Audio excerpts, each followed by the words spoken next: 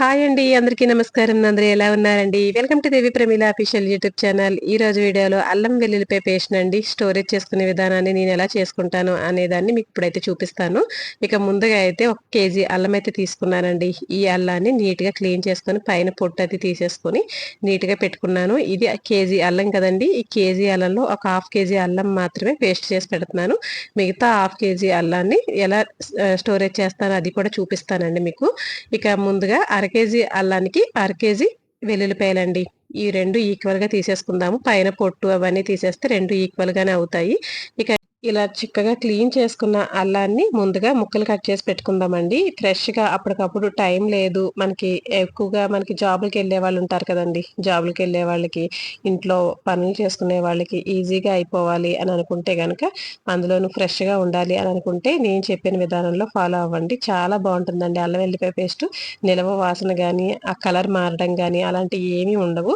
ముందుగా నేను అర కేజీ అల్లాన్నయితే ఇలా చిన్న చిన్న ముక్కలుగా మనకి మిక్సీకి నలగడానికి పట్టుకునేటట్టుగా చిన్న చిన్న ముక్కలైతే కట్ చేసి పెట్టుకుంటున్నాను. ఇక ఈ అల్లాన్ని ఏంటంటే మనం పీచు ఎక్కువగా ఉన్న అల్లాన్ని తీసుకోవాలండి. ఘాటు ఎక్కువగా, పీచు ఎక్కువగా ఉన్నది తీసుకుంటే మనకి అల్లం ఘాటు అది చాలా బావుంటుంది. అందులో ఎక్కువ ఫైబర్ ఉంటుంది కదా! చాలా మంచిది. ఇక వెల్లుల్లిపాయలు కూడా కొత్త వెల్లుల్లిపాయలు వచ్చేస్తున్నాయి కదండీ! ఇప్పుడు చక్కగా ఒలుచుకునే విధానం కూడా మనకి అంత ఇబ్బందేముండదు. ఎందుకంటే బాగా బిరుసుగా అయితే పైన పొరైతే ఉండదు. చక్కగా పలచగానే ఉంటుంది కదా! పై లేయర్ తీసేసి మిగిలిన దానితోటి చక్కగా మనం పేస్ట్ అయితే ఆడేసుకోవచ్చు. ఇగోండి అర కేజీ అల్లాన్ని పక్కన పెట్టేసుకున్నాను. ఒక అర కేజీ అల్లాన్ని చక్కగా ముక్కలైతే కట్ చేసి పెట్టేసుకున్నాను. ఇక వెల్లుల్లిపాయలు కూడా నీట్‌గా క్లీన్ చేసి పెట్టుకున్నాను కదా!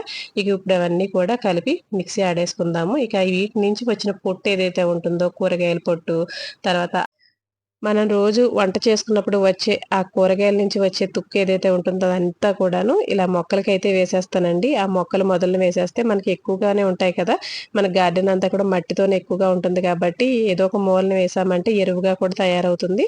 మొక్కలకి రోజు నీళ్లు పడతాం కదా! అలా చక్కగా మట్టి గుల్ల చేసినప్పుడు కూడా అది లోపలికి ఇంకిపోయి చాలా బావుంటుందండి. మొక్కలకి ఎరువుగా బాగా పనిచేస్తుంది బలంగా ఉండడం వల్ల. మనకి మొక్కలు కూడా బాగా ఎదుగుతాయి కదా! ఇంక అందుకని వేస్టేజ్ అనేది చెత్తలో మనకి వేయకుండా ఇలా మొక్కల మొదలనైతే వేస్తానండి. పువ్వులతో సహా దేవుడి దగ్గర మనకి నిర్మాల్యాలు ఉంటాయి కదా! అవి కూడా మొక్కల మొదలనే వేసేస్తానండి నేనైతే ఇలాగా. ఇక ఈ పేస్ట్‌ని ఆడే ముందుగా ఈ అల్లం స్టోరేజ్‌నైతే చూద్దామండి. అల్లాన్నయితే ఇలా చక్కగా టిష్యూ పేపర్ వేసేసి ఒక ప్లాస్టిక్ బాక్స్‌లో ఈటిల్లో చక్కగా వాటిని అర కేజీ అల్లాన్ని ఇలా పెట్టేస్తున్నాను. ఇవి ఏంటంటే మనకి డీప్ ఫ్రిడ్జ్‌లో పెట్టేసుకుంటే మనకి ఫ్రెష్‌గా ఉంటుందండి. మామూలు ఫ్రిడ్జ్‌లో పెడితే ఎంత మనం టిష్యూ పేపర్ ఏసినా కూడా ఒక 4, 5 రోజులకు మించి ఉండదండి. తర్వాత జిగురు అనేది వచ్చేస్తుంది. కాబట్టి మనం ఇలాగే డీప్ ఫ్రిడ్జ్‌లో పెట్టేసుకుంటే మనకి ఎప్పుడు కావాలంటే అప్పుడు ఒక ముక్కని బయట పెట్టుకుంటే మెత్తబడుతుంది గదా! ఇక తర్వాత మనం కట్ చేసుకొని ఉప్మాలో గానీ, పెసరట్లో గానీ ఎందులోనైనా విడిగా కావాలంటే వాడుకోవచ్చు.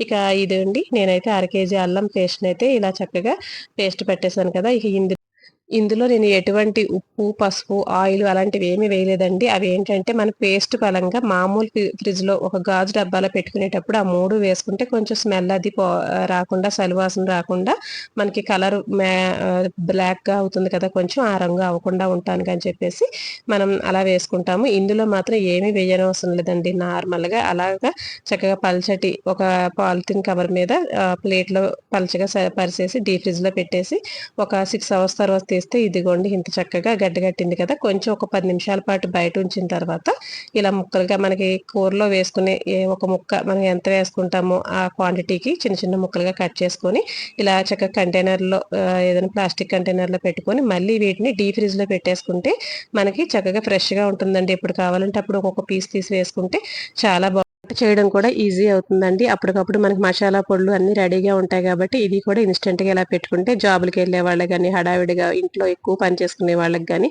బాగా ఉపయోగపడుతుందని చెప్పేసి మీకు ఉపయోగపడుతుంది కదా అని చెప్పి ఈ వీడియో పెట్టానండి. వీడియో నచ్చితే గనుక లైక్ చేసి, షేర్ చేసి, సబ్స్క్రైబ్ చేసుకోండి. మంచి వీడియోతో మళ్ళీ ముందుకొస్తాను. ఉంటానండి మరి.